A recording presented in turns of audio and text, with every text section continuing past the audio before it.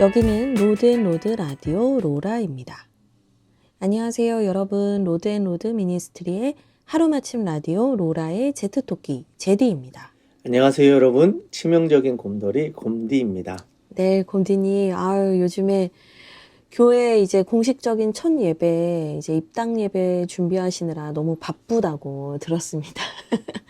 네, 잘 진행은 되고 계시나요? 네, 그러게요. 많이 바쁘기는 한 것 같아요. 그래도 기쁜 마음으로 감당하고 있습니다.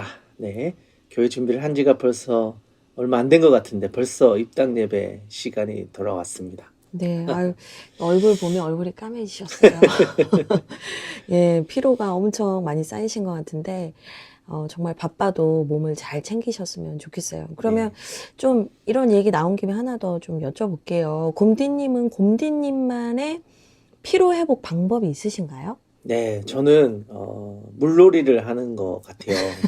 욕조에 물을 받아 넣고 그 안에 네. 들어가서 그냥 아무 생각 없이 그냥 오랫동안 이렇게 들어가서 네. 그냥 멍하니 이렇게 있는 시간이 저에게는 쉬는 시간이기도 하면서 동시에 피로 회복의 시간인 것 같기도 합니다. 그러면서도 경직된 근육도 풀어주고 몸이 편안해지는 그런 시간인 것 같아요. 혹시 아유. 제디님은 어떠신가요? 요즘에 말을 되게 잘해. 속사포 랩이야. 끼어들 틈이 없어. 네, 맞아요. 물놀이, 목욕이 너무 좋죠. 그래서 남성분들은 약간 사우나 이런 거 많이 가시잖아요. 그런 것 피로할 때 같아요. 뭐 그런 맥락인 거죠. 네. 네. 보통 목욕하시면 몇 시간 하세요?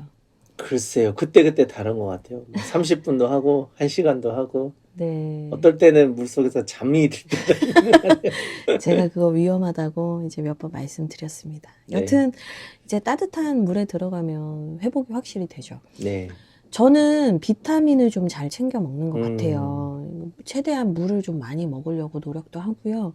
그러니까 뭔가 비타민을 먹어야 근육통이 오지 않는다는 이런 저만의 그 인생의 경험의 공식이 있는 것 같아요. 그래서 네. 전 비타민 꼬박꼬박 챙겨 먹습니다. 네. 옆에서 볼 때도 잘 챙겨 먹는 것 같습니다. 한 움큼씩 막 털어넣죠 입에. 네. 네. 어쨌든 열심을 내다가도 꼭 쉬어가는 쉼표 같은 시간들이 우리에게 필요한 것 같습니다. 네, 피로회복제. 여러분에게 로라가 그런 쉼표 또는 피로회복제가 되길 바라면서 오늘도 시작합니다.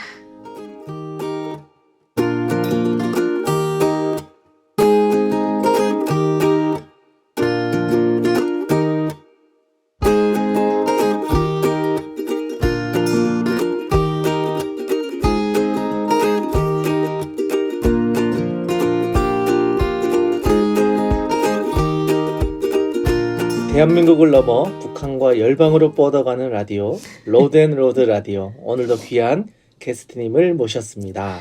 네, 오늘의 손님은 정말 핫한 이슈, 특히 이제 목회자들 안에서 정말 핫한 이슈를 먼저 체험하고 계신 분이세요. 그래서 한번 모셔보겠습니다.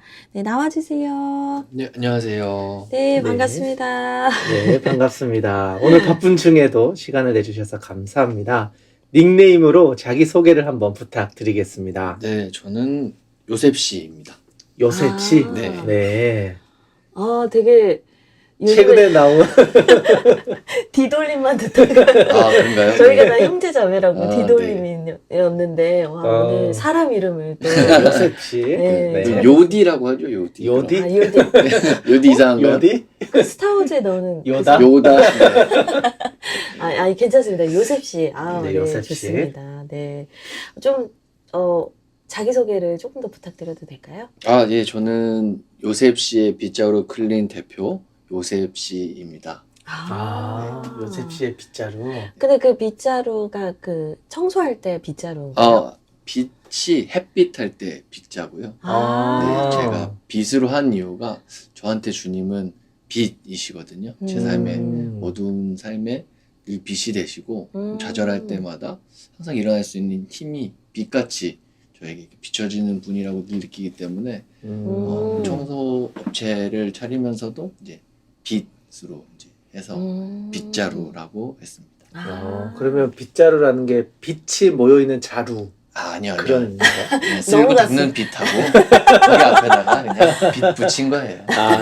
저는 빛이 이렇게 자루 속에 가득 담겨 있다 해서 자루 그런 줄 알았습니다. 요즘에 뭐 라임이 날로 일취월장하는데. 생각 못 해봤는데. 네. 근데 갑자기 제가 말씀 듣다가 울컥했어요. 제가 원래 눈물이 많기도 하지만, 뭔가 주님이 나의 빛이시다. 그 말씀을 듣는데 제가 왜 갑자기 울컥했는지, 뭔가 이 요셉 씨의 뭔가 오늘 되게 가슴 뭉클한 또 뜨거운 이야기가 흘러나올 것 같다라는 느낌이 팍팍 드는 것 같아요. 네. 네, 그러면 오늘 대화 주제로 한번 들어가 보도록 하겠습니다. 네. 오늘 주제는 목회 이중직과 목회자의 사명인데요. 예전엔 목회자라고 하면 교회 안에서의 사역이나 섬김에 대해서만 생각해 왔습니다. 그런데 최근에는 목사의 이중직이라는 목회자 이슈가 현실화되는 때가 되어 버렸어요. 그래서 오늘은 요셉 씨와 함께 이 주제로 이야기를 좀 나눠 보려고 합니다. 네. 오늘 이제 모신 이 요셉 씨는, 사실 이제 사업을 하시는 대표이시면서도, 청소업체를 운영하시는 대표이시면서도, 사실은 목사님이시거든요. 그래서, 여러 가지 일을 경험하시고 또 목회자로서 살아가고 계신 우리 요셉 씨의 삶을 좀 들어보는 시간을 갖고 싶습니다. 네. 요즘 어떤 일을 하고 계신지 좀 더 이야기를 부탁드립니다. 네, 제가 하는 일은 청소 업체를 운영하고 있습니다. 입주, 이사 청소도 하고 있고, 그리고 전기 청소라고 사무실, 병원, 학원, 뭐 교회도 요즘 많이 하고요. 그런 정기적으로 들어가서 하는 청소 일도 하고 있고, 그리고 뭐 바닥 코팅이나 에어컨 분해 세척 같은 종합 청소 회사를 운영하고 있습니다. 와, 네. 어떻게 번호가 공지가 네, 이제 컨택하실 수 있는 번호나 이런 거는 제가 유튜브에 더보기란에 댓글로 남겨놓도록 하겠습니다. 근데 원래부터 목회를 하시면서 청소 사업을 하셨던 거세요? 원래부터? 저는 이제 전임 사역까지 하고 나서 이제 목회를 잠깐 멈추고, 그리고 나서 카페를 운영을 했어요. 카페를 5년 동안 운영을 하면서 이제 코로나도 터지고 그러면서 배달 사업도 했고, 배달 대행 네. 회사도 했었고 하다가 결국에는 이래저래 돈이 안 돼서 고생은 되게 많이 하고 다른 일을 좀 해야겠다라고 고민하던 중에 청소를 알게 됐고, 이제 청소 교육을 받고 청소 업체를 이제 하게 되었죠. 와. 그러면 카페도 사실 5년이면 진짜 짧은 시간이 아니잖아요, 목사님. 요셉 씨. 제가 자꾸 호칭 실수 자꾸. 네. 근데 요셉 씨께서 카페를 5년 동안 하시다가 내려놓는 과정이 쉽지 않으셨을 것 같아요. 네. 글쎄요, 뭐 사람들은 뭐 여러 가지로 얘기를 하는데 저는 쉽지 않지 않았어요. 왜냐면 되게 오히려 목회를 그만뒀을 때가 더 쉽지 않았었고, 왜냐면 학부 신대원 다 목회를 바라보고 몇십 년 살았기 때문에 그때가 오히려 더 심적으로는 좀 힘들었고, 되려 사업에서 사업으로 이동하는 건 저는 그렇게 어렵지 않았어요. 왜냐면 사업은 결국 돈이기 때문에 네. 돈이 잘 벌리는 게 무엇인가만 고민하고 움직여서 카페보다 이게 더 돈이 잘 벌리는구나 라고 보여지는 순간 그냥 바로 놓을 수 있었고요. 뭐 그렇다고 해서 카페가 그냥 막 오늘 그만둘게 그러고 그만둘 수 있는 일들이 아니라서 정리하는데 1년 가까이 걸렸어요. 네, 쉽지 않게 청소는 청소대로 하고, 네. 또 운영은 운영대로 제 아내가 하면서 정리하는데 한 1년 정도 걸렸고, 지금도 정리를 하고 있어요. 네. 그래서 꽤 오랜 시간 동안 계속 정리를 하고 있죠.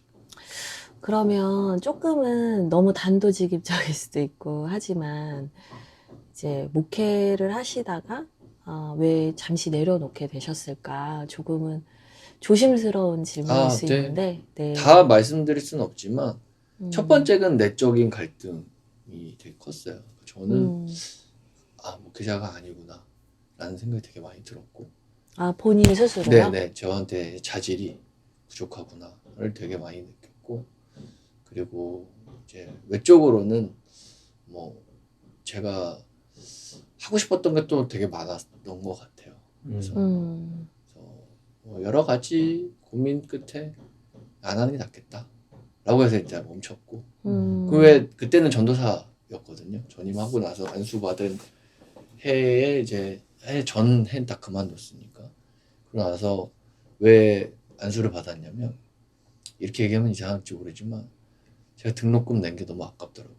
그러니까 인생에 마침표를 찍지 못하고 뭔가 그만뒀기 때문에 그러니까 그게 좀 힘들었던 거예요. 그러니까 마침표를 찍지 못하고 그러니까 낙마한 것 같은 낙오한 것 같은 생각이 들어서 일단은 안수를 좀 받아야겠다. 그리고 어느 교회를 이제 성도로서 가도 호칭도 되게 애매한 거예요. 성도님이라 그래야 되는지 전도사님이라 그래야 돼요. 차라리 목사님이 낫겠더라고요. 그래서 안수 받자. 그리고 그냥 안수 받았죠. 네, 뭐 그렇습니다. 네, 요셉 씨의 이야기를 들으면서 아주 쉽게 짧게 이야기를 하지만 그 과정 안에서 참 많은 고민과 그럼요. 내적인 도전들이 있었던 게 아닌가 하는 그 여운들이 좀 느껴지는 것 같습니다. 그러니까 사실 되게 이렇게 쿨하시고 되게 어떻게 보면은 실제로 뵈면 되게 멋있는 분이에요. 정말 저는 배우를 하셨어도 잘하셨겠을 거예요. 아까 요다라고 얘기했죠. 아니 그러면 이제 요디 뭐 이렇게 요셉 씨 요디 요다 뭐 이렇게 된 건데 근데 되게 그런 이제 표현하는 거는 그냥 이렇게 정말 말씀하신 것처럼 쿨하게 표현되지만 그 과정에서 얼마나 오랜 시간 분투하셨는지는 우리 곰디님이 제일 잘하실 것 같아요. 두 분이 몇 년 친구시죠? 거의 한 3년 그쵸. 가는 네, 것 같죠. 네. 그러니까. 네. 맞아요. 저는 시댁 갔을 때 앨범에서 그 기숙사 처음 같이 사셨던 그 네 분 있잖아요. 곰디님 포함 네 분. 예, 그분의 흑역사 사진을 제가 많이 봤죠. 네. 오랜 친구시고 그래서 그냥 눈빛만 봐도 마음을 아는 사이? 네, 그런 사이라는 생각이 듭니다. 네.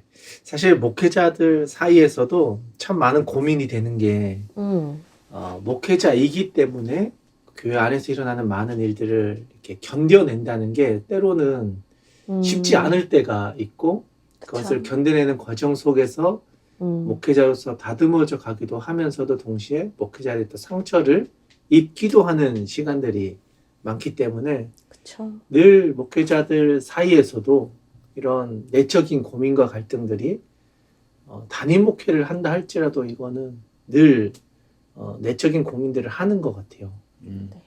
제가 오해하게 말씀드릴 수 있는데 저의 내적인 갈등은 그런 것도 있었지만 저 자신에 대한 갈등이 많았어요.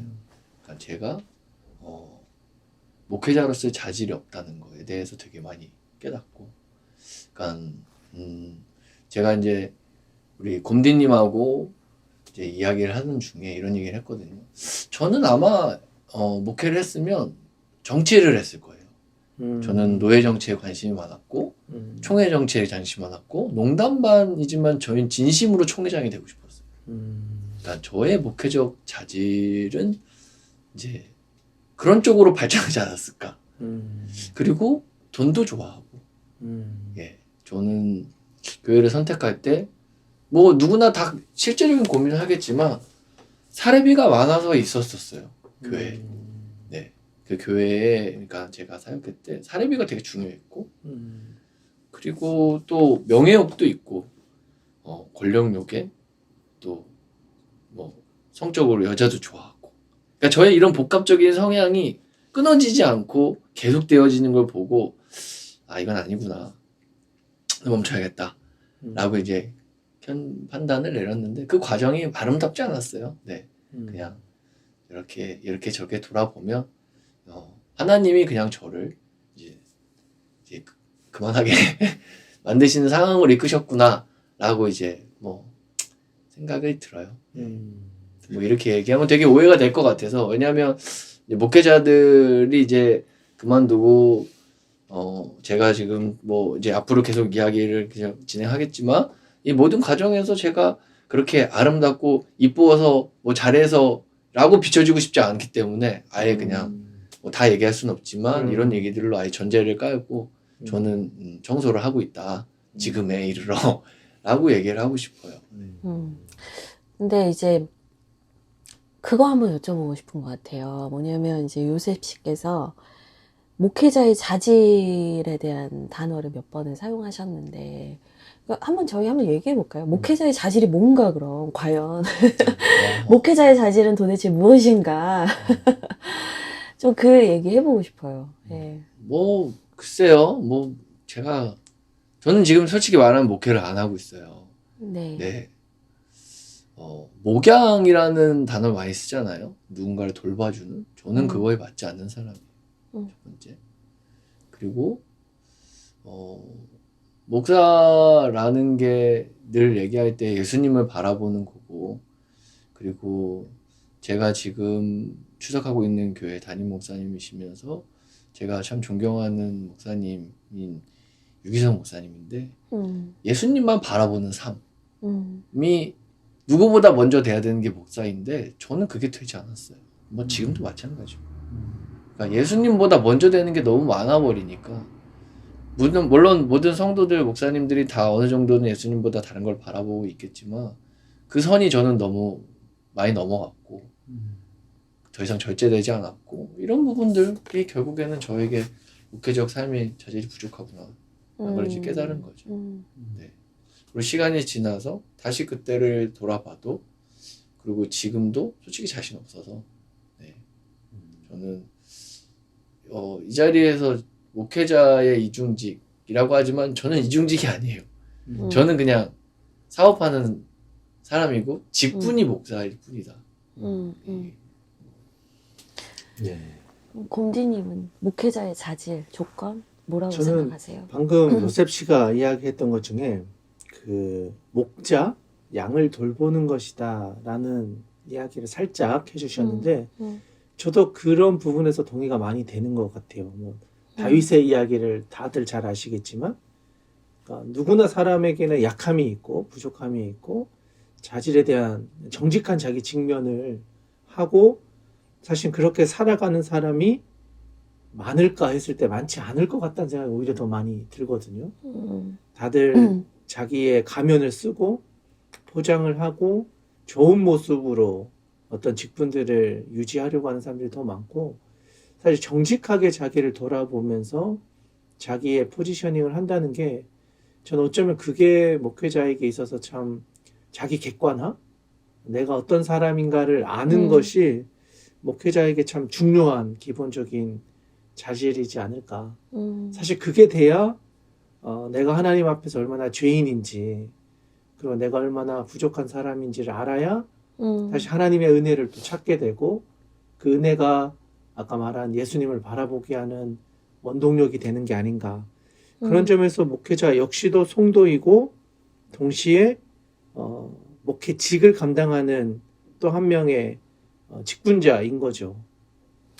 그러니까 이 두 가지 긴장이 항상 있는 것 같아요. 네. 정말 이렇게 맡겨진 사명을 위해서 정말 거룩한 삶을 살아야 하는 책임도 있고 그러나 또 연약한 인간이고 근데 그 두 긴장 사이에서 사실 많은 목회자들이 되게 고민을 많이 하는 것 같아요.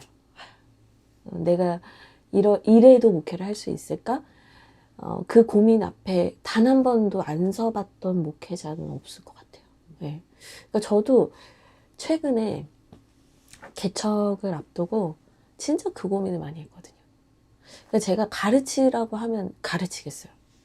저한테 이거 일을 하라고 하면 하겠어요. 근데 제가 정말 사랑할 수 있을까?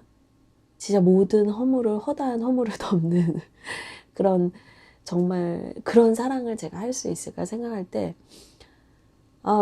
뭐 하나님께 기도하기는 제가 그런 걸 할 수 있도록 하나님 절 제발 도와주세요. 통치해 주세요. 지켜주세요라고 기도하지만 사실 제 마음에 진짜 깊은 곳에 들어갔을 때 제 마음은 진짜 싫었어요. 되게 싫은 거예요. 그러니까 저도 그런 감정의 찌꺼기가 남지 않기를 기도하고 하나님 앞에 몸부림쳤지만 알게 모르게 남아있는 상처의 흔적들이 있더라고요. 근데 뭐 딱지는 생겼고 딱지는 떨어졌지만 그 자욱은 있어서 누군가가 그 자리에 동일하게 이렇게 딱 손을 들어서 때리려고 할 때 이렇게 움츠려드는 거 있잖아요. 음. 제가 그게 있더라고요. 근데 이제 개척을 결심하면서 이렇게 기도한 거는 하나님 제가 이런데 그냥 저는 이런 사람인데 그럼에도 불구하고 하나님 저를 쓰시면 제가 순종하기를 원합니다. 이제 그렇게 고백한 거였지 저도 정답을 찾아낸 건 아니었어요. 네. 그래서 왜 갑자기 네, 네. 그래서 사실 이중직이라는 게 단순히 직업을 두 개를 가진다라는 것보다도 우리가 이 땅을 살아가는 양식을 여러 개를 가진다? 목회자로서 살아가는 삶의 자리도 중요하지만 또 하나로서 우리가 이 땅 가운데서 어떻게 살아가야 하는가 했을 때 세상에서 우리가 어떻게 역할을 가지고 살아가는가 고민하다 보면 그것이 이중직이 되지 않는가. 목회자이면서도 동시에 이 땅에서 내가 해야 될 사명을 발견하고 그걸 구체화시켜다 보니 카페를 하게 되기도 하고 맞아요. 또는 네. 정치인이 되기도 하고 또 마을 이장님이 되신 목회자들도 봤거든요. 목회자인데 좋네. 교회 성도들은 없어요. 그러다 보니까 그냥 동네 일을 다 해주면서 동네 이장 역할을 하다 보니 그 동네에서 목사님이 아니라 그냥 이장님으로 통하는 그런 약간 목사님들도 홍반장 느낌. 그렇죠. 예. 그런 목사님들도 계시더라고요. 근데 저희 지금 요셉 씨 모셔놓고 왜 자꾸 혼자 얘기해요? 왜 자꾸 혼자 얘기해요? 근데 어떠세요? 이렇게 좀 사업도 하시고 하시면서 요즘에 드는 생각? 이게 이 청소 사업을 하시면서 좀 깨닫게 되는 통찰? 뭐 이런 게 있으세요? 그러니까 제가 사업을 한 이유는 결국 생계예요. 저는 이제 학교 신대원을 졸업할 때쯤에 저희 학교에서 비즈니스 이지 미션, 비즈니스 에지 미션에서 뭐 목회자 이중직에 대한 고민들에 대해서 이야기를 했어요. 근데 뭐 들으면서도 대안은 없구나. 직업 교육을 시켜주지 이런 생각 되게 많이 했거든요. 그리고 사역을 하면서도 이중직이라는 건 불가능하지 않을까라고 막연히 생각을 했고 그리고 사업을 좀 해보고 싶었고 목회를 멈추고 이제 사업을 시작하면서도 저는 돈벌이가 위한 거라는 생각을 되게 많이 했어요. 실제로 카페를 운영한다고 누가 하시면은 저한테 꼭 연락 주세요. 제가 뜯어 말려드릴게요. 많은 목회자들의 로맨스 그리고 이제 카페를 안 하는 그냥 일반인들도 이런 생각을 해요. 나도 카페나 할까? 되게 맞아요, 아름다워 맞아요. 보이죠. 근데 지옥이에요. 그 안에 12시간 동안 죽어라고 일을 해야 돼요. 단순한 얘기를 해드릴게요. 3,000원짜리 커피 팔아가지고 가족이 생계를 가질 수 있는 수익이 날려면 얼마나 벌어야 될까요? 하루에 100잔 이상 팔아야 돼요. 그건 쉽지 않아요. 100명의 손님이 와야 된다는 거예요. 그런 가게는 거의 없어요. 네, 물론 스타벅스 같은 데 있겠죠. 근데 일반인이 커피도 안 하던 그냥 목사님들이 카페나 할까? 하지 마세요. 목회는 아무 할 수 없는 상황으로 바뀔 수 있어요. 물론 돈이 아니라 다른 의미를 부여하시고 잘 하시는 카페 사역을 하시는 목사님들도 있기 때문에 이게 되게 조심스러운 말이지만 결국에는 이중직이라고 하는 건 전 돈 때문이라고 생각을 해요. 만약에 교회에서 적절한 사례비를 받고 생활할 만하시단다면 부족하더라도 교회에서 사역하실 수 있겠죠. 근데 많은 분들이 이중직을 할 수밖에 없는 상황이 결국 생계예요. 맞아요. 가족은 있고 자녀들은 자라나고 있고 필요한 돈이 있는데 그게 안 되시니까 이중직을 생각하고 고민하실 수밖에 없다라고 봐요. 물론 아니신 분도 있어요. 그러니까 제가 모든 걸 다 딱 일반화할 수 없기 때문에 뜻이 있고 이유가 있어서 이중직을 하시는 분도 있지만 저는 솔직히 말씀드리면 그런 분들은 거의 없다라고 생각을 해요. 돈 때문이에요. 저는 그래서 사업을 했어요. 돈 때문에. 그리고 되려 목회는 완성표를 찍기 위해서 한번 해봤고 그러고 나서 파트로 내가 교회를 섬겨야겠다 라고 해서 해봤는데 제가 가장 어려울 때 파트를 했거든요. 그러니까 카페를 하고 있지만 수익은 거의 없고 마이너스 계속 그런 상황에서 뭔가를 더 이 상황을 극복하기 위해서 여러 가지 사업을 계속 하면서 계속 벌려나가면서 이제 파트 사역을 했는데 이제 코로나 때 제가 딱 파트 사역을 했어요. 네. 교회가 모임도 없고 뭐 목회자들 모임도 잘 안 해주시고 교회에서 굉장히 많은 배려를 해줬지만 그조차도 저는 감당하기 어려워서 제 내적인 자질을 다시 한번 점검을 했죠. 아, 난 안 되겠구나. 하루에 14시간을 일을 했어요. 하루 6시간 자고요. 주일날은 4시간 자고 교회 갔어요. 아침 예배부터 자요. 조는 게 아니라 그냥 자는 거예요. 잠을 못 자니까. 계속 자요. 그리고 와서 겨우 예배를 줌으로 온라인으로 드리고 그리고 교회 오자마자 오는 길에 배달할 수 있는 복장으로 갈아입으면서 도착을 해서 바로 오토바이 타고 배달했어요. 네, 그렇게 1년은 살았는데 저의 어떠한 삶과 상관없이 생계를 위해서 그렇게 고군분투하면서 살 수밖에 없었고 이걸 극복하기 위해서 청소업을 한 건데 네. 뭐 결론부터 말씀드리자면 청소업은 돈이 돼요.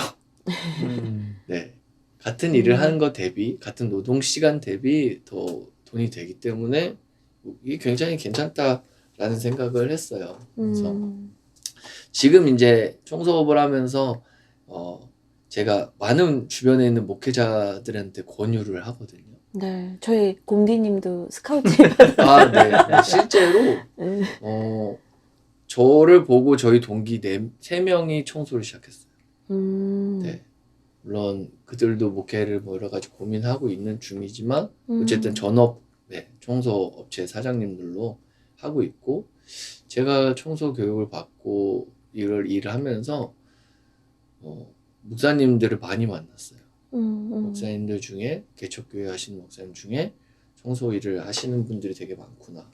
근데 왜 그러냐면 생계를 위한 이중직을 고민하는 목사님들이 할 수 있는 일들이 굉장히 한정돼 있어요. 물론 본인들이 여러 가지 기술이 있으시거나 아니면 목회를 이제 신대원을 들어오시기 전에 뭐 일반 대학을 다니셨거나 이래서 하던 일이 있었던지. 다른 능력이 있으신 분들이라면 뭐 또 얘기가 다르겠지만 제 주변에는 학부 신대원 목사하는 사람들이 굉장히 많아요. 학부 신학 나왔고 신대원도 신학 나와서 그냥 인생을 살면서 교회만 있었던 거예요. 그냥 처음부터 그냥 쭉 그게만 그렇죠. 보고 네, 걸어오신. 네. 그런 분들은 사회에 나오면 죄송한 얘기지만 아무것도 아니거든요. 아무 능력 없는 아무 기술 없는 그냥 그런 사람이에요. 국가에서 오는 백수. 네. 그런 사람들이 선택할 수 있는 폭은 되게 적어요. 근데 나이도 있기 때문에 더 적죠. 결국에는 배달하든지 아니면 택배하든지 아니면 대리하시든지 그나마도 목회랑 계속 같이 하고 싶으시기 때문에 풀타임으로 못 하시죠. 그러면 네, 맞아요. 벌어들이는 수익이 아무리 해도 뭐 100, 200이면 많은 거예요. 근데 그거 벌려고 이중직 선택하신 건 아닐 텐데 몸은 몸대로 고데기 하고 그 일은 일대로 되지 않는. 근데 그거를 안 할 수 없는 거잖아요. 그렇죠. 네. 그런 분들이 선택할 수 있는 게 없는 게 기술이 없으니까. 물론 어떤 분들은 또 일찍 눈이 뜨셔서 여러 가지 이제 기술직으로 배우시고 하시는 분들도 제가 봤는데 접근하기가 그렇게 쉽진 않죠. 어쨌든 그 배우는 기간 동안도 이 전업에서 이렇게 일을 배우지 않으면 속도가 느리기 때문에 그 말했던 그 금액을 넘어설 수가 없는데 청소는 아니더라고요. 그러니까 물론 이게 청소가 쉽다 이런 의미가 아니라 청소가 기술이기 때문에 네, 접근하기는 좀 쉬운 거죠. 상대적으로. 청소 다 하시잖아요. 네, 집에서 청소하시니까. 근데 그거를 조금 더 기술을 담아서 청소하는 것들로 조금 발전해 나가는 진입 장벽이 좀 더 낮은 기술직인 거죠. 그러다 보니까 목사님들 다 대학 나오시고 대학원 나왔잖아요. 머리가 다 좋거든요. 그런 분들이 접근하기에 좋고 청소가 단순히 그냥 쓸고 닦고 이런 분야부터 시작해서 뭔가 기술이 더 들어가는 뭐 에어컨이라든지 아니면 기계를 다루다든지 이런 일들로 분야도 되게 많고 네네. 생각보다 아는 것보다 그냥 청소업 이렇게 해가지고 끝이 아니라 굉장히 다양한 분야를 가지고 있기 때문에 세분화되어 있기 때문에 네. 자기 성향에 맞는 자기 스타일에 맞는 청소업으로 해서 일을 나갔을 때 주 3일을 일하고 가족들이 살아갈 만큼 교회에서 웬만한 교회에서 받는 사례비만큼 받을 수 있기 때문에 저는 되게 많이 권유를 해요. 그러면 궁금한 게 있는데요. 이 청소 사업을 하시면서 가장 보람 되셨던 경험? 이게 너무 좋았다. 이런 게 궁금해요. 뭐 청소를 하고 나서 고객님한테 돈을 잘 받고 칭찬받으면 제일 보람되죠. 일이니까. 네, 뭐 생각지 못한 큰 수익을 얻는다든지 이런 게 뭐 보람되고 뭐 이제 그러니까 돈으로 얘기하면 그렇고 그게 다가 아니라 저한테 보람은 이제 청소업은 외국인들하고 같이 많이 해요. 네, 이제 몽골 사람들이 이제 입주이사 청소 같은 경우는 주로 이루어 있는데 그 친구들을 이렇게 쓰면 문화적 차이나 뭐 여러 가지 이유로 못마땅한 부분이 많거든요. 네. 저랑 이제 시작하면서 같이 일했던 친구가 있는데 지금은 저랑 일하지 않고 저를 보고 이제 청소를 시작한 후배 목사하고 같이 있어요. 제가 거기다 붙여놨었어요. 네네. 그런데 그런 친구가 이렇게 제가 잘 대해주고 했을 때 위로를 받는 이런 순간들 참 목사로서 보람이 되고 요즘에 큰 보람은 이렇게 실직하고 갈 길 잃은 목사님들에게 청소업을 소개해주고 자리를 이끌어갈 수 있게 해주는 게 저는 되게 큰 보람이에요. 그러니까 저 아까도 얘기했던 저를 보고 청소를 시작한 그 후배들이거든요. 신동 동기긴 한데 다 후배들이에요. 저한테 굉장히 고마워하더라고요. 그래서 계속 고맙다 그러니까 뭐가 고마운 건가 그렇게. 근데 나중에 이제 제가 여러 가지로 깨달은 게 이렇게 실제적으로 구체적으로 삶을 살아갈 수 있는 길을 열어주는 사람들이 없다는 거죠. 그쵸. 근데 저도 가만 생각해보면 저도 누가 그렇게 해준 게 아니거든요. 그냥 제가 잘 찾고 저는 막 도전하는 걸 좋아해서 하다 보니까 이렇게 됐고 저는 괜찮으니까 소개해줬는데 이 친구한테 막막할 때 제가 길을 열어준 거예요. 그래서 아 이게 큰 보람이구나 라고 이제 생각하고 있어요. 저희 곰디님도 이번에 입당 예배 준비하면서 저희가 교회 인테리어를 저희가 다 같이 했잖아요. 아, 진짜 정말 춥고 너무 힘들고 막 지치는데 몸을 움직일 때 오는 기쁨이 있었고 사실 개척을 한다는 게 정신적으로는 상당히 불안할 수 있는 일인데 몸이 고되니까 잠도 잘 자고 또 저마다의 은사를 발견하는데 저는 페인트 칠에 되게 은사가 있더라고요. 그리고 우리 곰디님은 줄눈 시공과 실리콘에 엄청난 은사가 그래서 저희끼리 무슨 얘기했냐면 와 나중에 우리 이거 팀으로 짜서 다녀도 되겠어 막 할 말을 그냥 우스갯소리지만 할 정도로 그러니까 그 과정에서 그동안 그냥 책상에 앉아 있고 따뜻한 온실 같은 교회 안에서만 경험했던 목회의 기쁨과는 또 다른 좀 뭔가 몸을 움직이는 노동의 기쁨? 그러니까 저는 노동이 되게 귀한 거라고 생각하거든요. 왜냐면 우리 하나님도 일하시니까. 그러니까 나도 일하니 너도 일하라 하셨잖아요. 그러니까 우리는 그 기쁨을 다양한 방법으로 누릴 수 있는데 우리나라 안에서는 몸을 쓰는 일을 하면 되게 사람들이 하대를 하기도 하고 되게 뭐 너가 공부 열심히 안 하고 성공 못하면 저런 일 하는 거야 막 이렇게 막말하는 분도 있거든요. 근데 이 사람이 기쁨으로 하고 이게 의미 있는 일일 수 있는데 그냥 그런 편견을 가지고 있는 분들 많은 것 같아요. 근데 저는 오히려 이번에 몸을 움직이면서 좀 그 기쁨을 알았어요.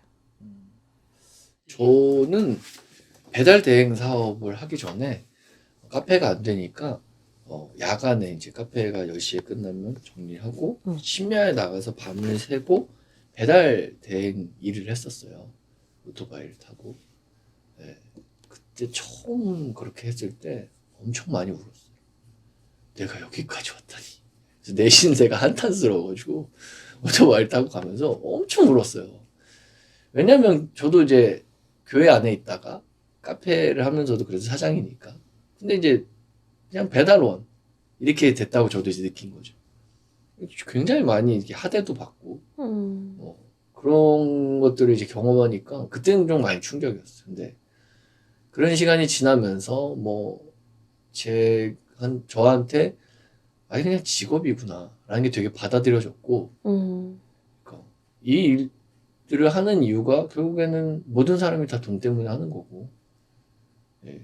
그때 당시에 이제 뭐 코로나 터지면서 수많은 사람들이 배달업으로 쏟아져 나왔을 때 서울대생도 뭐 배달한다고 하고 무슨 대기업도 배달한다고 하고 뭐 그러면서 이 패러다임이 세상의 패러다임이 바뀌고 있구나. 그걸 되게 많이 느꼈어요. 그리고 제가 기술직으로 눈을 돌리고 그때 당시에 1,000만 원 월 1,000만 원 버는 법에 대해서 계속 고민하면서 기술직에 대해 눈을 돌리고 보니까 다양한 기술직에 있는 직종에 있는 사람들 예전에 노가다라고만 다 치부했던 그런 막노동꾼 이런 수준의 사람들이 아니라 그분들이 가지고 있는 그 모든 기술이 맞아요. 결국에는 큰 돈을 일으키고 그걸로 인해서 자기가 잘 살고 주변에 있는 사람들 잘 살고 그리고 젊은 20대 30대 친구들도 그 현장에 막 들어오고 이런 게 세상의 움직임이구나. 이제는 나 화이트 칼라야 나 양복 입고 딱 앉아있는 이런 사람들이 괜찮은 시대가 아니라 정년이 40대니까 맞아요. 저희 나이에 있는 사람들 은퇴식 하라고 압박 들어오고 하니까 뭐 그게 큰 의미가 없구나. 그냥 어쨌든 모든 경제활동은 다 돈인데 돈을 벌 수 있는 일이면 그게 아무것도 없구나. 우리도 시대도 점점 변해가고 있구나. 라는 생각 되게 많이 해요. 제가 진짜 공감이 되는 얘기가 뭐냐면요. 저희가 이번에 이제 개척을 준비해서 공사를 직접 아까 말씀드린 것처럼 했잖아요. 근데 이제 그렇게 했던 이유가 뭐였냐면 자재는 어떻게든 싸게 구해올 수 있는데 이 품삯이라고 해서 그 품을 드리는 그 전문가 분들한테 드리는 게 너무 비싼 거예요. 막 뭐 목공 하시는 분은 하루에 40만 원, 뭐 진짜 뭐 조명 전개 하시는 분들 최소 30만 원. 그러니까 감당이 안 되잖아요. 저희가 막 뭐 원래부터 뭐 재정이 많았던 사람들도 아니고. 그러니까 정말 감사한 게 그 저의 이제 예전 청년부 사역할 때 제자 중에 한 친구가 조명 사업을 하는 친구였는데 이 친구가 와서 정말 몸으로 뛰면서 너무 많이 도와줬어요. 근데 청년들이 막 우르르 와서 막 그걸 다 해주는 거예요. 그러니까 그걸 이제 돈으로 비교할 수 없는 고마움이잖아요. 근데 제가 그때 가만히 그 공사 현장에 막 페인트도 묻고 막 사포질해서 머리에 막 가루도 가득하고 막 이런 현장에서 그 친구들을 보는데 막 너무 고마워서 울컥울컥 한 거예요. 근데 공부 많이 하고 그냥 책상에만 앉아 있었던 제 삶을 돌아보게 되더라고요. 그러니까 제가 할 줄 아는 게 아무것도 없더라고요. 그 정글 같은 현장에 딱 떨어지니까 저는 할 줄 아는 게 아무것도 없고 오히려 이 친구들이 진짜 야무지게 잘 살아왔다 이런 마음도 들고 또 이런 일이 탁 터졌을 때 정말 뭐 대단한 회사 다니고 똑똑한 친구들이 도와주는 게 아니더라고요. 어떻게 보면 교회 청년부 안에서도 대학을 나오지 않았고 먼저 그냥 직장으로 일의 현장으로 나갔던 그 친구들이 그냥 와가지고 막 도와주는데 그 의리에 제가 내가 되게 엘리트주의적인 삶을 살았다. 그걸 너무 느꼈고 사실 요셉씨 오셔서 저희 교회 그 더러운 곳을 다 청소를 해주셨거든요. 네. 그쵸. 근데 그게 제가 진짜 청소해드렸습니다. 감사했어요. 네. 근데 이게 제가 목사님들한테 그러니까 주변에 있는 이중직을 고민하는 분들한테 얘기할 때 그래 라고 들어주는 그런 걸 느낄 때 많이 느껴요. 그러니까 그래 그렇구나. 근데 난 아니야. 난 할 수 없어. 그러면서 자기 힘든 걸 막 얘기를 해요. 제 눈에는 솔직히 말씀드리면 한심해 보여요. 네. 물론 그것이 그 분에게 주신 주님의 어떤 그런 견뎌야 될 뭐 상황이라면 제가 판단할 수는 없지만 저한테는 솔직히 말하면 한심해 보여요. 아무 노력도 하지 않으면서 제가 봤을 때는 그런 나는 하찮은 일을 하지 않을 그런 고귀한 사람이야 라고 하고 있는 것 같이밖에 안 보인다는 거죠. 근데 목사라는 게 고귀한 자리가 아니잖아요. 예수님은 마구간에서 태어나셨고 예수님은 목수였고 굉장히 하찮은 사람이었거든요. 저는 그렇게 봐요. 그런 분도 신이었는데 그렇게 하셨는데 내가 뭐라고 그게 받아들여지니까 아무렇지도 않아요. 그냥 청소를 하는 것도 저는 기쁘고 그러니까 아까도 처음에 이제 저를 이렇게 낮은 자리로 이끄셨다고 그런 생각이 들었지만 그게 저는 직업적으로 낮은 자리가 아니라 맞아요. 제가 생각하지 못했던 자리였던 거예요. 저는 어렸을 때 목사를 하겠다 하면서 제가 대형교회 다녔거든요. 총회장님 나오신 그런 교회 다녔어요. 좋은 목사님처럼 되겠다. 그리고 목회를 하면서도 뭐 이제 학부를 나오고 신대원 들어가면서 사역을 하면서도 큰 교회도 사역하고 막 이런 큰 일도 하고 저런 큰 일도 하고 원회장도 하고 그러면서 막 총회장을 꿈꾸고 막 이랬단 말이에요. 그러니까 저한테는 그랬던 건데 여기 이제 동네에서 청소하고 있으니까 뭐 그런 거였지 아무것도 아니에요. 네. 이게 되려 생계를 위해서 가족을 위한 생계를 위해서 이중직이라고 고민하시는 분들에게 큰 힘이 될 수 있고 그리고 현장에서 뭐 의미를 부여해서 사람들을 만날 수 있다고 하신다면 또 여기서 또 만나는 사람들이 있거든요. 그런 분들에게 또 목사로서 또 도전도 될 수도 있고 뭐 총사업을 그래서 한다고 저는 생각해요. 네, 들으면서 저도 참 많은 생각을 또 해보게 되는 것 같아요. 저도 어떤 면에서 본다면 학부부터 신학을 해서 신대원 가고 또 쭉 전임 사역을 하고 교회 안에서만 이렇게 쭉 살아온 어쩌면 전형적인 목회자의 유형일 수도 있는데 방금 이야기를 들으면서 이 개척을 또 준비해 보면서 제가 살아왔던 인생의 여정들 좀 돌아보게 됐던 시간이었던 것 같기도 해요. 그러면서 조금 머릿속에 지나갔던 거는 성도들의 삶의 현장은 어떤 모습인가. 사실 목회자가 강단을 위해서 설교를 준비하고 또 사역을 준비하고 그런 걸 준비하는 건 참 중요한 일이고 또 특히 한국 교회에서는 그게 목회자가 해야 될 일이다라는 어떤 그 분야만 목회자가 잘하면 돼.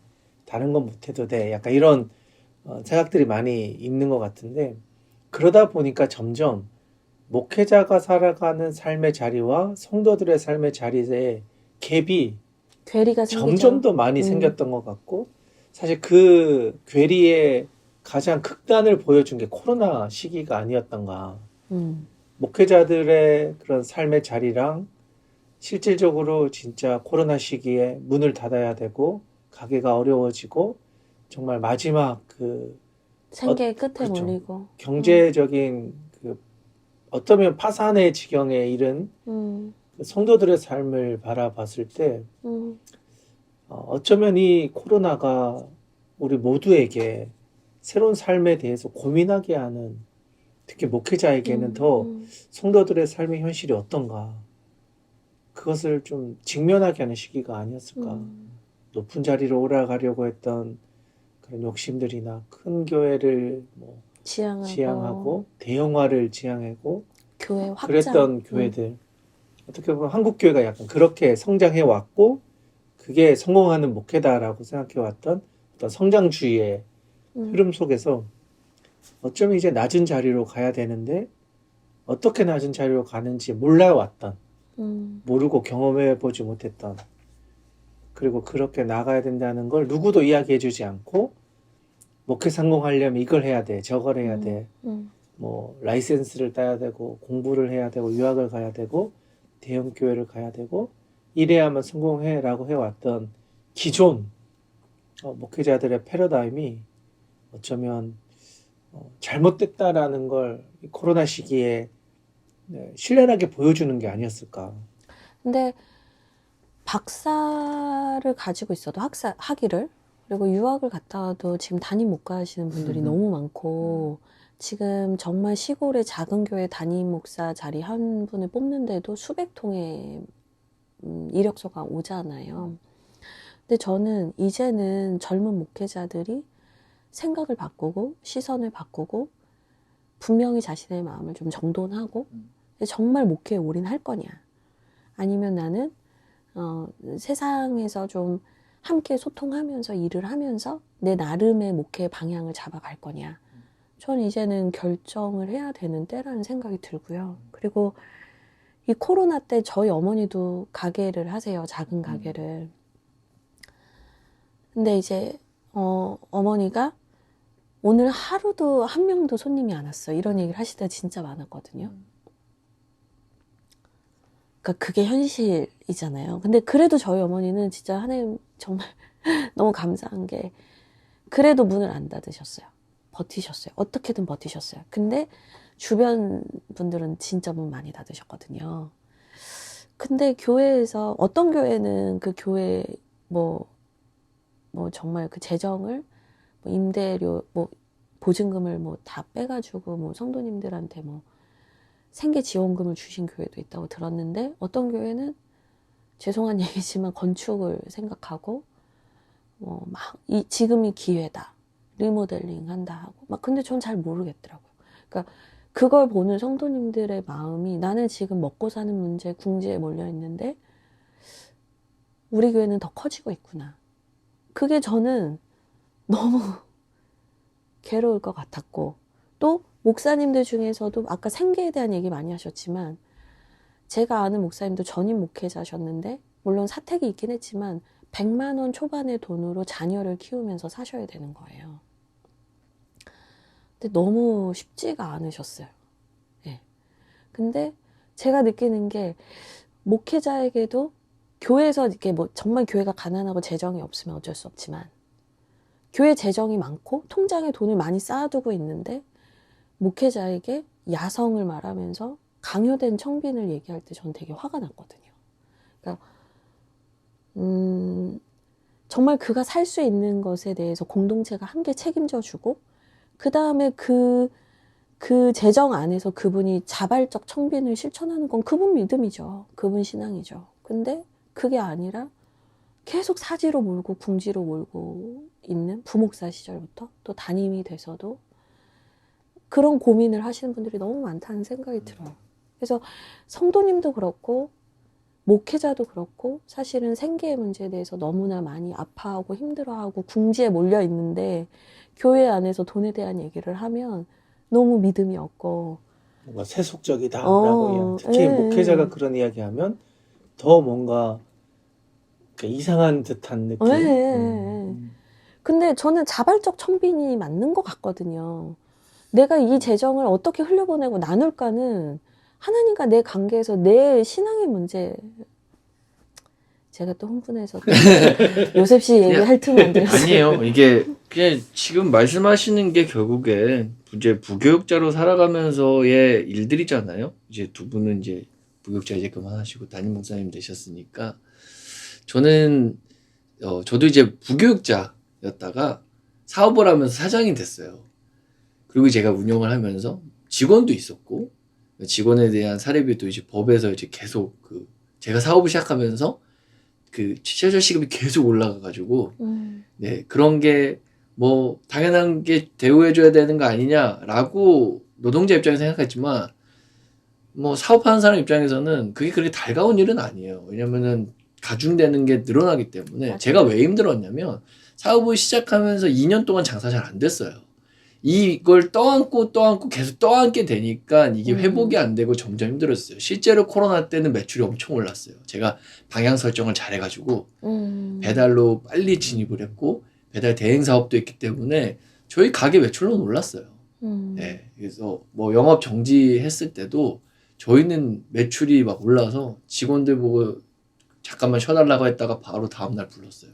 그러니까 이 정도로 잘 됐지만 앞에 있는 게 이제 계속 떠안다 보니까 이제 그게 이미 빚이 있었던 그게 거예요. 감당이 안 되니까 이제 어려워져서 결국에는 이제 폐업을 결정하게 된 건데 사장의 입장에서 생각을 하면 교회도 똑같이 담임 목사님의 입장에서 저는 편드는 게 아니라 생각을 해보면 결국 어려운 거예요.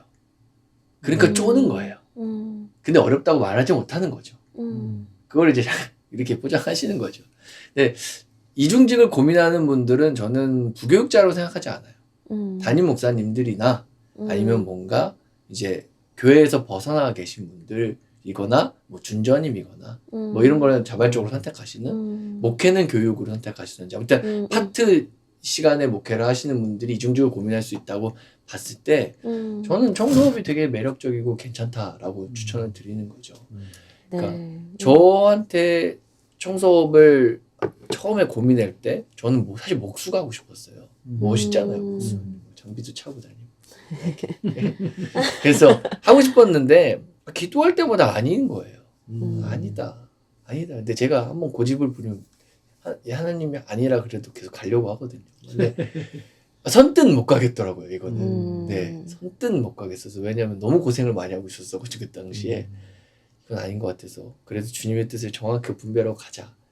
이렇게 해가지고 했는데, 기도하는데, 청소를 이제 누가 얘기를 해서, 그걸 가지고 이제 기도를 했어요. 그럼 내가 청소해야 돼. 근데 청소하기 싫더라고요. 그게 잘 모르니까 일단 청소는 그렇게 달갑지가 않았어가지고. 근데 하나님이 저한테 물어보시는 게 너 목회할 거냐라고 물어보시더라고요. 나 청소하는데 목회라고 하시면 또 나보고 교회를 가라 하시는 건가. 너무 싫은데. 왜냐면은 이 사업을 하면서 교육을 할 때도 좀 힘들었거든요. 그러니까 그런 열심히 내가 사업을 못하는 것도 힘들었고 누군가 밑에 있는 것도 힘들었고 그러니까 제가 사업을 계속 하다 보니까 성향상 네네 그러셨던 아니 거죠? 거기다가 더 제가 사업을 하다 보니까 주도적으로 제가 사장인데 누구 밑에서 남의 말 들어야 되니까 그것도 싫더라고요. 그래서 완전 여러 가지로 고민하다가 주님이 할 거냐 그래서 네 하겠습니다 라고 했을 때 저보고 청소하라고 말씀하셨거든요. 그래서 청소를 하고 나서 해보니까 너무 매력적이고 좋아요. 지금은 잘 선택했구나. 근데 저한테 지금 저는 아까도 말했지만 목사로서 뭐 사역을 아무것도 안 하거든요. 앞으로도 할 생각이 없어요. 저에게 어떻게 사역을 해야 될지 제가 어떤 목회를 해야 될지는 사실 잘 모르겠지만 아까 최 목사님이 우리는 학부, 신대원, 뭐 석사과정, 박사과정 그리고 교회 전임 여기 가서 안수받고 이렇게 해가지고 담임 목사 이 테크트리만 배워왔어요. 테크트리가 말하기 좀 그런데 목회를 하는 게 이렇게 가야 된다라고만 배워왔는데 그 누구도 이렇게 가야 된다라고 얘기해 준 사람이 한 명도 없어요. 그렇죠. 왜? 경험하지 못했거든요. 이중직 얘기하면은 자기가 있는 경험 안에서만 다 얘기하니까 해본 적이 없으니까. 근데 저는 방향을 틀어서 어쨌든 뭐 여러 가지 이유로 다른 일을 하고 있으면서 살아갔을 때 목사로서 목회도 하면서 돈도 벌 수 있는 테크트리를 알게 된 거예요. 저는. 그러니까 누군가가 마음에 드신다면 그분들을 도와드리는 것도 저에게 있어서 네, 목회겠구나 라는 생각을 되게 많이 해요. 신학교에는 교수님들 목회하는 거잖아요. 근데 목회가 사람 살리는 거잖아요. 네, 뭐 그렇게 네, 복합적으로 보면 그래서 저는 잘 되고 싶어요. 그러니까 뭐 이렇게 얘기하면 좀 이상할지 모르겠지만 저는 월 매출 1억이 목표예요. 그러니까 멀리가 아니라 이번 연도에 그렇게 만들고 싶어요. 그리고 제가 어떤 분한테 이렇게 얘기했더니 그럼 당신은 얼마 가져갈 거예요? 그러더라고요. 저는 애가 셋이거든요. 거기에 제가 갖고 있는 빚이 좀 많아서 저는 이 1,000만 원이 필요해요. 한 달에. 그래야지 저희 가족이 잘 살고 제가 갖고 있는 빚도 잘 갚고 네, 편안하게 살 수 있어요. 그럼 나머지는 다른 사람이 가져가도 돼요. 근데 제가 1억이 되면 제가 갖고 있는 일이 많기 때문에 누군가를 도와줄 수 있다고 되게 생각이 들어요. 제가 지금 저희 직원이 한 명 있는데 그 친구도 목사님인데 이제 제가 사역을 그만두고 돈을 벌어야 되는 상황이 됐고 그 친구에게 제가 가지고 있는 일을 맡겼어요. 그러니까 거기 나오는 수익으로 이 친구의 삶을 책임질 수 있게 되니까 너무 감사하더라고요. 그게 아니라 제 밑에 안 있어도 누군가가 자기 사업을 벌리려고 하는데 돈을 내고 물론 배울 수는 있지만 그게 안 되면 일단 저와 함께 얘기하면서 제가 도와줄 수 있는 방법들이 저는 이제 알고 있으니까 이런 것도 목사님들에게 살아갈 수 있게 만들어주는 게 아닌가. 네, 뭐 그런 생각이 들어서 저는 이게 목회구나 라는 생각이 들어요. 네. 이 유튜브 더보기란에 꼭 우리 요셉 씨의 컨택 연락처 남겨놓을 네, 테니까요. 남겨주세요. 용기 내시고 또 저는 그러니까 뭐든 그러니까 하나님이 하라고 컨펌만 해주시면 할 수 있다. 그리고 그걸 하면서 의미를 찾아가고 기쁘고 행복하면 된다. 모두가 똑같이 살 필요가 뭐가 있어요. 저는 이제는 좀 저희가 이제 약간 저희 세대의 목회자들이 또 새로운 어떤 흐름을 만들어가면 좋겠다 이런 마음이 듭니다. 기존에 지금까지 이야기했던 전형적인 목회가 아니라 진짜 내가 하나님 앞에서 어떤 모습으로 이 세상에서 하나님의 나라를 세워갈까. 사실 탤런트가 다 다르고 그럼 기질이 다르고 맞아요. 성품이 다르고 또 내가 살아가고자 하는 방향이 다른데 너무 한 가지 획일적인 목표만을 이야기하는 게 아니라 각자가 바라보고 있는 사실 내 가슴이 뛰어야 그곳에서 목회자로 살아갈 수 있는데 그 뛰는 가슴의 자리는 다 다를 수 있는 아, 거잖아요. 그럼요. 청소년 사역자는 청소년에 뛰니까 평생 청소년 사역을 하는 거고 직장의 자리에서 또 그것이 내 삶의 자리면 직장에서 그냥 진짜 평신도 사역자로서 살아갈 수 있는 거고 또 그게 선교지면 또 선교사로서 나가서 그곳에서 살 수 있는 거고 그것도 내가 하고자 하는 그 자리를 하나님의 나라로 세워간다면 그게 우리가 부르신 자리에서 세워져 가는 정말 거룩한 일이 아닌가. 그게 아니, 우리의 직업이지 않은가. 근데 소명이고. 우리가 그게 배운 하나님 나라잖아요. 그쵸. 세계관이잖아요. 그쵸. 기독교 세계관으로 내가 어떤 분야에서 어떤 모습으로 살아가든 하나님 영광 위에 살면 되는 건데 이제는 말로만 그럴 게 아니라 우리의 삶에서 그런 것들을 구체적으로 실현해 나갈 때라는 생각이 듭니다. 네. 그리고 이제 요셉 씨께서 그 얘기는 안 해주셨지만 저는 이제 곰디님한테 이 녹음 전에 살짝 들었는데 이제 청소를 하시면서 되게 좋았던 게 사람들이 너무 고마워하고 깨끗해진 걸 보면 너무 행복하셨다. 근데 이게 이제 우리가 교회에서 말하는 회개, 또 우리의 영혼의 거룩함, 정결함도 사실은 청소잖아요. 예. 근데 그게 같은 맥이다. 네, 전 그 마음이 정말 많이 들더라고요. 네. 이제 저희가 사실 30분 이내에 요즘에 끝내기 운동을 하고 있었는데 오늘은 뭐 이미 돌아올 수 없는 강을 건너가지고 그래도 1시간 이내에는 끝내야 되지 않나 싶어서 마지막으로 좀 앞으로의 비전이나 또 일하는 목회를 꿈꾸시는 분들한테 하시고 싶은 이야기가 있을까요?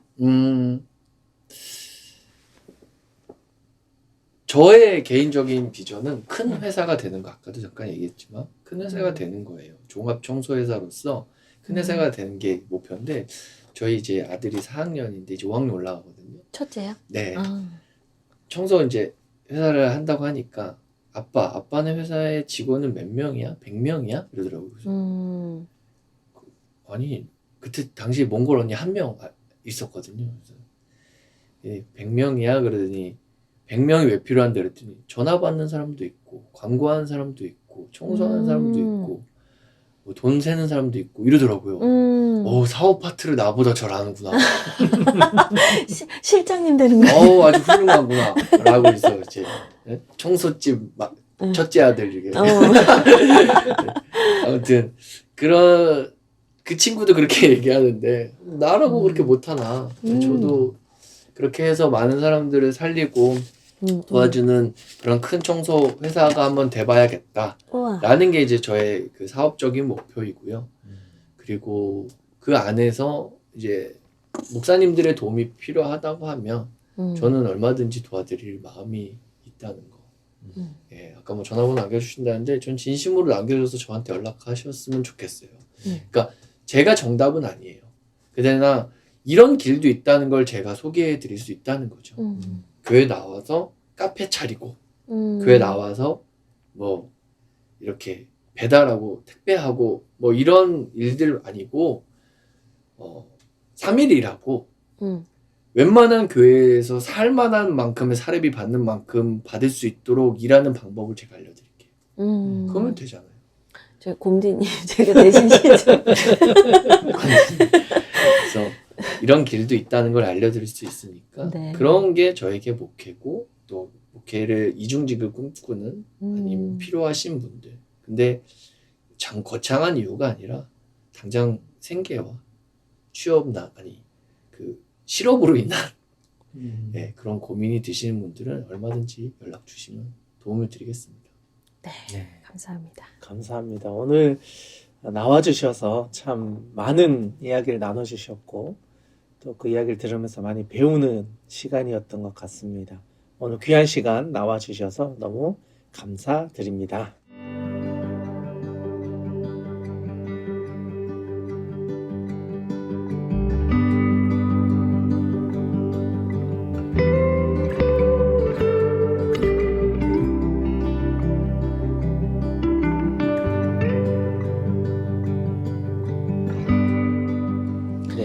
마음 많은 국동방송 본격 하루 마침 일상수다 라디오 로드앤로드 라디오 오늘도 마칠 시간이 되었습니다.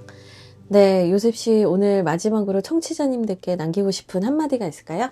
네. 네. 아까도 이제 대화하면서 이거 목사님들만 듣나 이렇게 생각이 들었거든요. 아니요. 저희는 불특정. 네. 성도님들도 들으실 거고 누군가 들으실 텐데 청소업이 핫합니다. 왜냐면요, 이제 일반인 청취자분들도 많이 들으시니까 요즘 청소를 의뢰하는 분들은 20대입니다. 맞아요. 그리고 그분들이 30대, 40대, 50대가 되면 절대 청소를 하지 않을 거예요. 그리고 제가 확신하건대 AI가 청소한다고 우리나라 사람들은 만족하지 못해요. 맞아요. 청소는 감동이거든요. 맞습니다. 그 마음의 위로만 되면 같은 청소를 해도 어떤 분은 행복해 하시고 어떤 분은 굉장히 화를 내세요. 저희는 똑같이 청소했는데 마음의 문제도 있거든요. 네. 왜냐하면 세상에 있는 모든 먼지 우리가 없앨 수는 없잖아요. 그래서 그 감동을 줄 수 있는 이들은 사람밖에 못하기 때문에 네, 우리나라 사람들에게 청소업은 절대 없어지지 않은 핫한 업종입니다. 네, 그러니까 여러분 청소업 한번 도전해 보시기 바랍니다. 아주 좋은 통찰이지. 마음이 웅장해집니다. 네, 감사합니다. 우리 요셉 씨의 삶이 오늘 또 다른 누군가에게 또 새로운 길의 이정표가 되었기를, 또 용기를 주었기를, 또 청소업에 대한 또 새로운 도전과 꿈이 되었기를 바랍니다. 오늘 나와주셔서 감사합니다. 네, 그럼 이제 마지막 인사 드리도록 하겠습니다. 주와 같이 길을 가는 것 즐거운 일 아닌가? 로드앤로드와 함께 걸어요. 안녕.